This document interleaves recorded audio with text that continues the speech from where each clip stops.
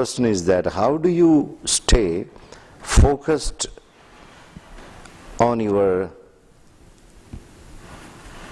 relationship with the stress of family and life? Yes.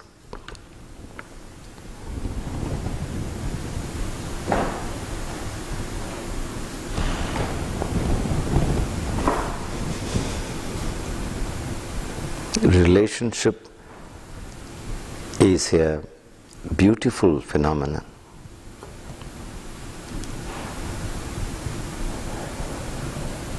We must have deep insight about relationship.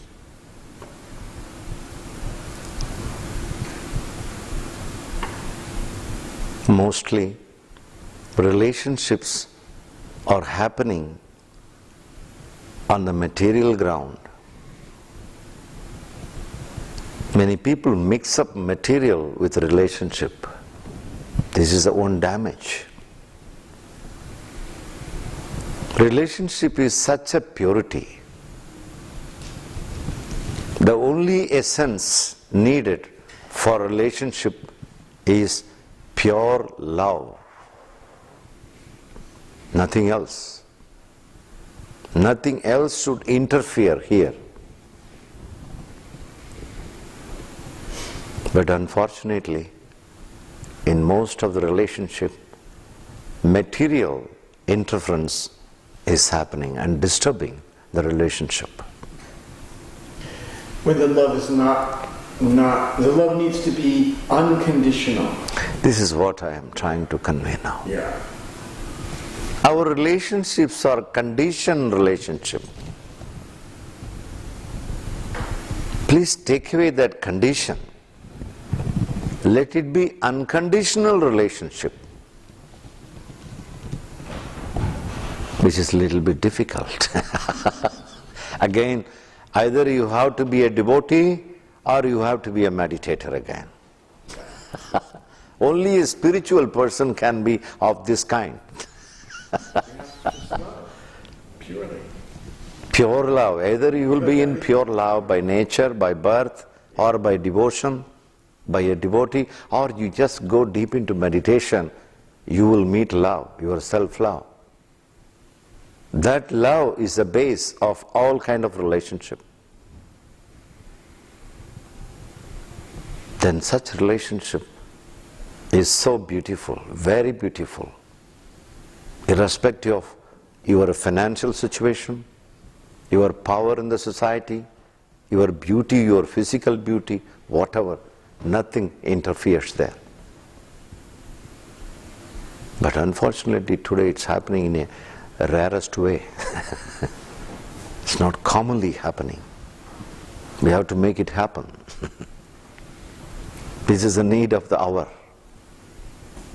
So instead of analyzing deep into how I am going to focus on relationship, this and that, just focus on how to have an unconditional love.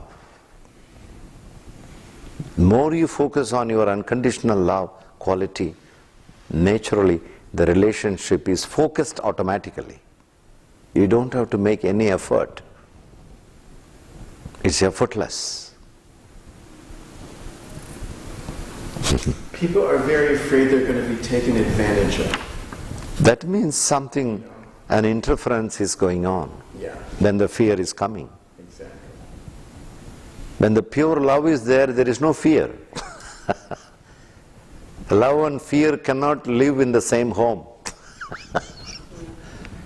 Because they are afraid for themselves. That's why the fear is coming. Yeah.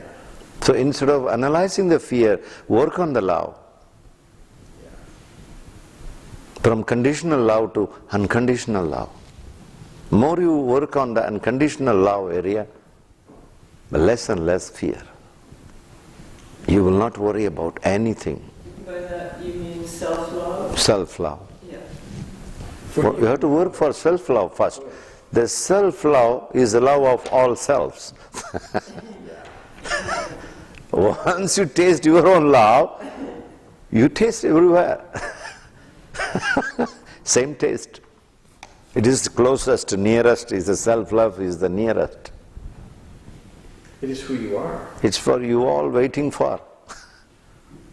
Yeah. Why to carry unnecessarily fear? Why don't you live in love instead of live in fear? It's only a choice. Yeah?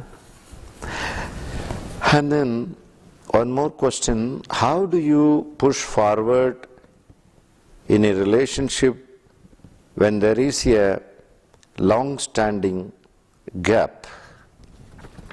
You have to find out what makes the gap. You have mentioned the word gap. What is exactly making the gap? We have to go deep into this.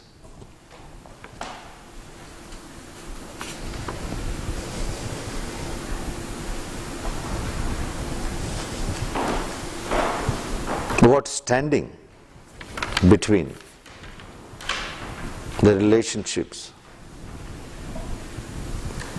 Can we say the ego? Always the ego brings a gap. Separation. What is separation? What is separating? We may call misunderstanding. How the misunderstanding is coming? Because of the presence of ego. Ego is the cause which creates a misunderstanding. We are born with a right understanding. It's only the interference which visited us in between in our life called ego. It starts from the age of 6 or 7 onwards. Look at the small children in the relationship. Yesterday, they hit each other. The next day, they hug each other. Have you not watched with the children, small children, even in the schools, preschools? Because they have not developed very thick ego. They forget it.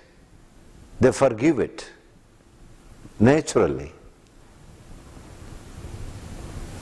So they become friends again. Shake hand. Hello, how are you?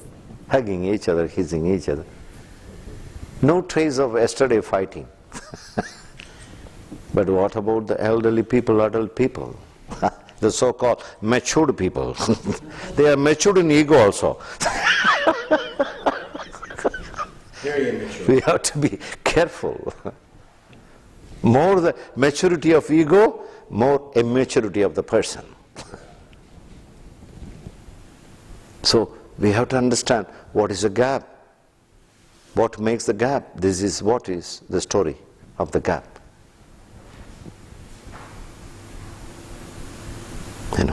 So we have to learn now forgiveness. We have to practice forgiveness. Forgiving ourselves and forgiving the other two simultaneously. This is a medicine. This is the greatest tool, forgiveness. Okay, ego has created such a damage of gap. All right, it is the past. What can I do now? I can forgive myself. I can forgive the other two. Forgiveness is such a tool to be thought, the mind gave an idea it is lost. It is not. The same mind created ego, the same mind is giving an idea that I am separated.